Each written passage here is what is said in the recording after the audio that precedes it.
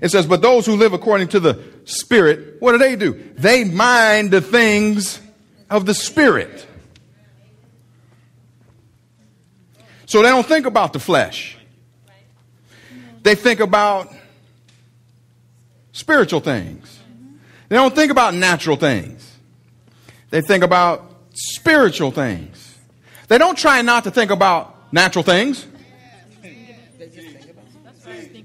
People who mind the things of the Spirit don't try not to think of fleshly things, carnal things, natural things. That's not what they do. They set their mind on things of the Spirit, spiritual things. Your mind is where you put it. To be carnally minded is death. Look, guys, let's cut to the chase. Why would you even want to entertain carnal, flesh things? Look, death. And let's cut to the equally on this side. But to be spiritually minded, isn't that interesting? Spiritually minded, carnally minded. Two ways of thinking. And when you read this, you'll find out. See, a lot of believers are carnally minded. That's who he's talking to. He's not talking to the world. What do you think the world is going to be minded? Right. This is believers. And there's believers walking around carnally minded, and they're going to die. They're going to forego their full inheritance that God died for them to get them.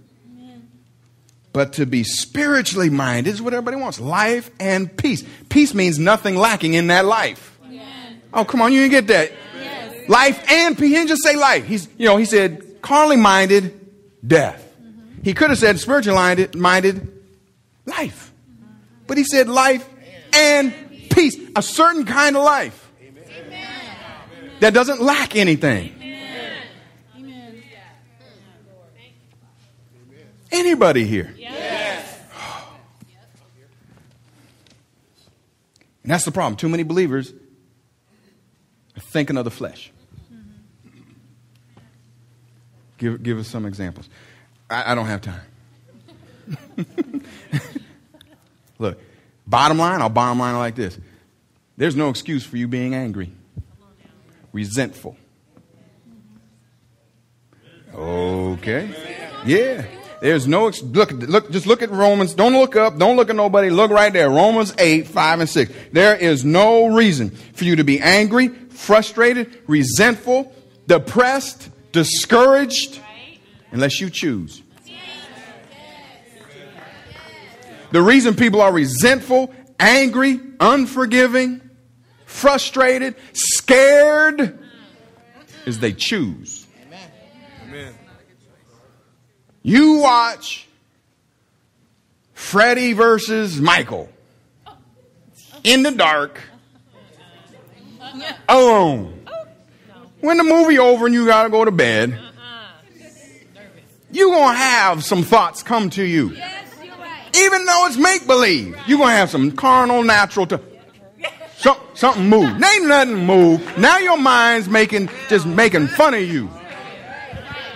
Oh, no. So I heard. You hear that? No. Your whole focus is wrong. That's why I can't watch horror films no more. I used to like them when I was in the world. I used to like, Freddie was my favorite. Yeah,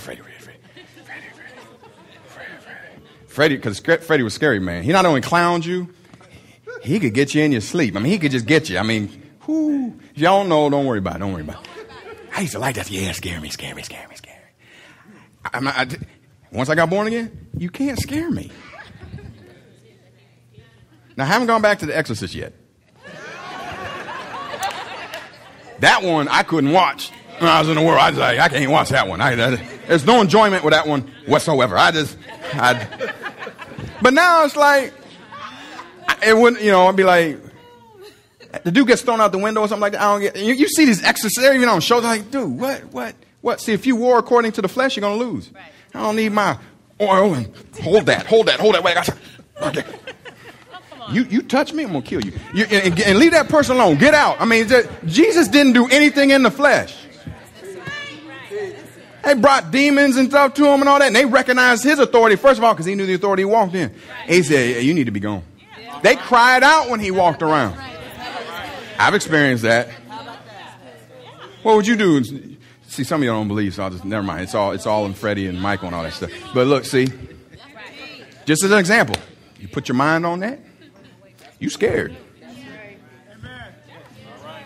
You're angry because you keep replaying the perceived whatever harm was done to you. Now, who do you think is behind that? And that's why a person's life won't get better. Because to live by faith,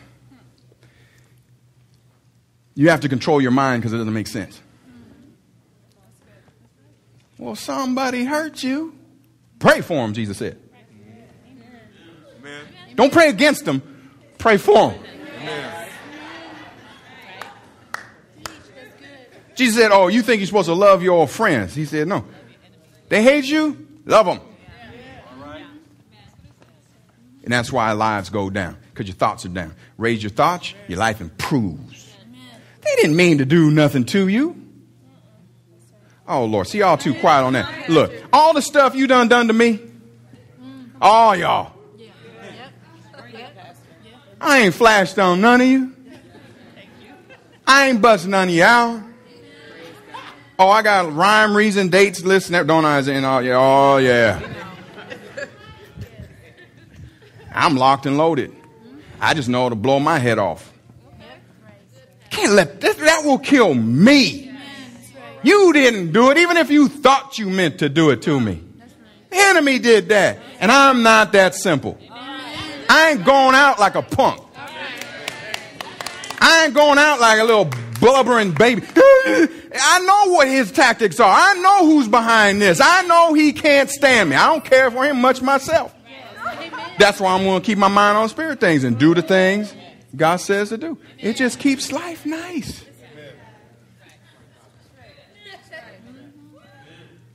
Frustrated. Please, I ain't got time for that. Could.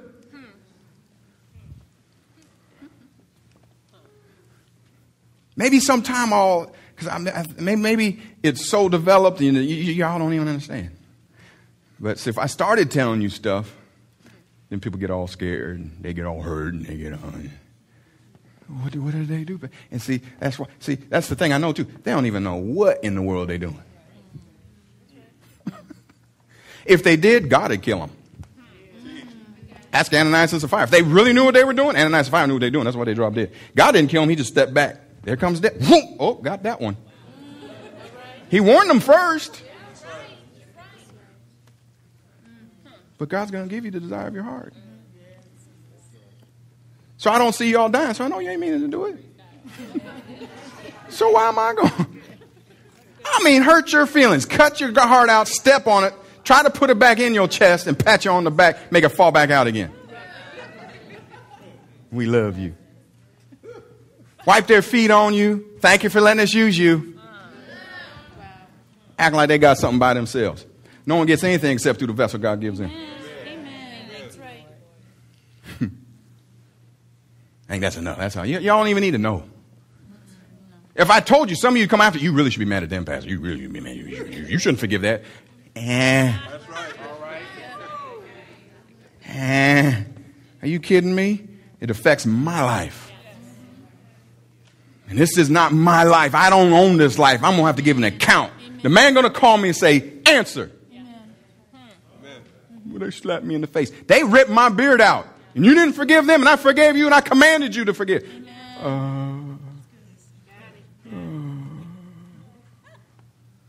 Your mind is where you set it. Don't set it on the wrong thing. Amen. Set it on his way. He just told you. Think of my ways. Think of my thoughts. Amen. Amen. Think on these. Why? It's going to bring you life and peace. Life that's full. Nothing, no holes in it. Amen. Anybody want that? Yes. Well, raise your thinking.